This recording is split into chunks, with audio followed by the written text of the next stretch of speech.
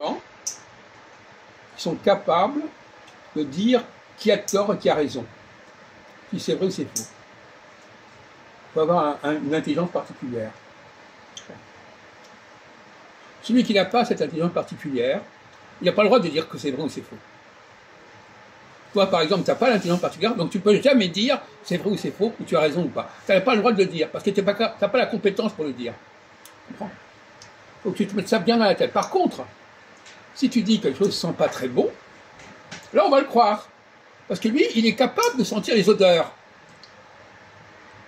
Donc là, tu es fiable. Là, ton avis est valable. Il a raison de dire quand ça sent pas bon, mais tu n'as pas le droit de dire quand c'est vrai ou faux.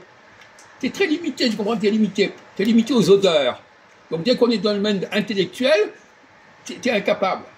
Voilà. Je vais déjà dire ça.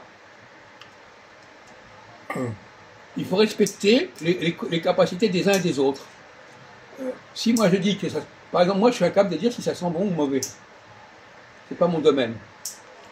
Et lui, il est incapable de dire si c'est vrai ou faux. C'est pas son domaine. Donc chacun doit rester dans son domaine, dans ses compétences. Alors, sur ce point, les femmes, effectivement, ont une sensibilité particulière aux odeurs. On en a déjà parlé plusieurs fois. C'est pour ça que, dans le cas de Majoub, on ne sait pas très bien quel est son sexe, en fait. Est-ce que c'est un homme ou une femme? Parce que sa sensibilité, d'un côté, aux odeurs, et le fait qu'il est capable de dire des conneries énormes, d'autre part, tout ça, c'est typiquement féminin. Les femmes disent des conneries énormes, et elles ont un odorat très précis.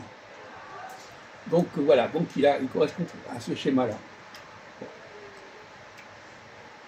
Alors,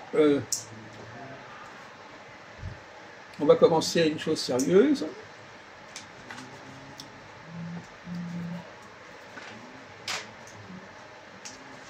On va avoir la question du futur.